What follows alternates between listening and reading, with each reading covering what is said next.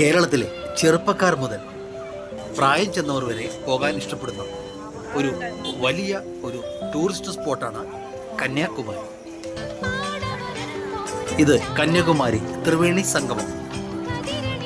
Arabian സീയും Bengal ഉൾക്കടലും Indian ഓഷ്യനും അടങ്ങിയ സമുദ്രത്തിൻ്റെ ഒരു 3 തരം സമുദ്രം ഒത്തുചേരുന്ന ഒരിടമാണ് ത്രിവേണി സംഗമം.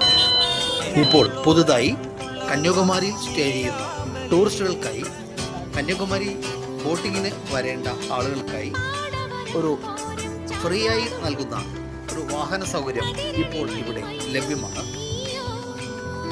കന്യാകുമാരിയിൽ വരുന്ന യാത്രക്കാർ അവരവരുടെ കാറുകളും മറ്റു വാഹനങ്ങളും അവരുടെ ഹോട്ടലുകളിൽ പാർക്ക് ചെയ്ത ശേഷം അല്ലെങ്കിൽ മറ്റു പാർക്കിംഗ് ഏരിയകളിൽ പാർക്ക് ചെയ്ത ശേഷം നടന്നു മാത്രമേ ഈ സ്ഥലങ്ങളിൽ പോകാൻ സാധിക്കുകയുള്ളൂ. നേരത്തെ ഇപ്പോൾ അവർ കന്യാകുമാരി ഗവൺമെൻറ് അവർക്ക് ഫ്രീ ആയി ഒരു യാത്രാ സൗകര്യം അറേഞ്ച് ചെയ്തിരിക്കുന്നു. 15-20 പേർക്ക് ഇരിക്കാൻ പറ്റിയ രീതിയിലുള്ള ചെറിയ ഒരു വാഹനമാണ്.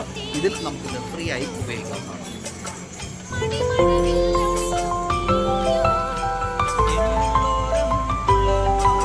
രാത്രിയിലും 11-12 മണി വരെ ഇവിടെ സജീവമാണ്. നമുക്കായി ഇവിടെ കിട്ടുന്ന നാച്ചുറലായി കിട്ടുന്ന കന്യാകുമാരി കടൽപ്പുറത്ത് കിട്ടുന്ന നല്ല ഇനം മത്സ്യങ്ങൾ നമുക്കിവിടെ വറുത്ത് പൊരിച്ച് ഒക്കെ നമുക്കിവിടെ വാങ്ങിച്ച് ഭക്ഷിക്കാവുന്നതാണ്. നല്ല നല്ല ഷോപ്പുകളിൽ നോക്കി മാത്രം കയറി കഴിക്കുക. ഹൈജീനിക്കായിട്ട് നമുക്ക് തോന്നിയാൽ മാത്രം കയറി കഴിക്കുക. ഭക്ഷണസാധനം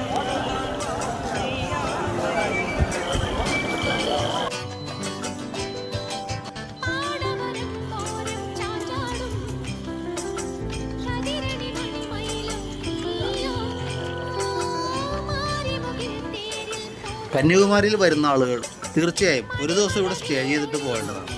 അല്ലാതെ രാവിലെ വന്ന് വൈകുന്നേരം ബോട്ടിങ് കഴിഞ്ഞ് തിരിച്ചു പോയാൽ നമുക്ക് ആ ഒരു ഇവിടുത്തെ ഒരു വൈബ് ആസ്വദിക്കാൻ സാധിക്കില്ല.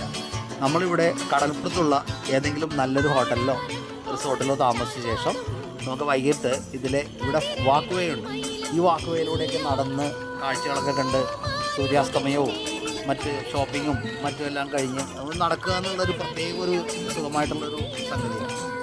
അപ്പോൾ അതുകൊണ്ടിട്ട് കന്യാകുമാരിയിൽ വരുന്നത് ഒരു ദിവസം സ്റ്റേ ചെയ്ത് വൈകിട്ടത്തെ എല്ലാ കാഴ്ചകളും കണ്ട് ആസ്വദിച്ച് മാത്രം അടുത്ത ദിവസം പോകുന്നതാണ് ഏറ്റവും ഉചിതമായത്.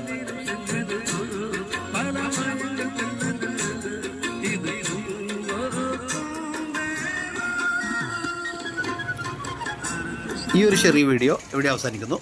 ജോൺസ് കിച്ചൻ വ്ളോഗ്സിൻ്റെ ഈ ചാനൽ സബ്സ്ക്രൈബ് ചെയ്യാനും ലൈക്ക് ചെയ്യാനും മറക്കല്ലേ.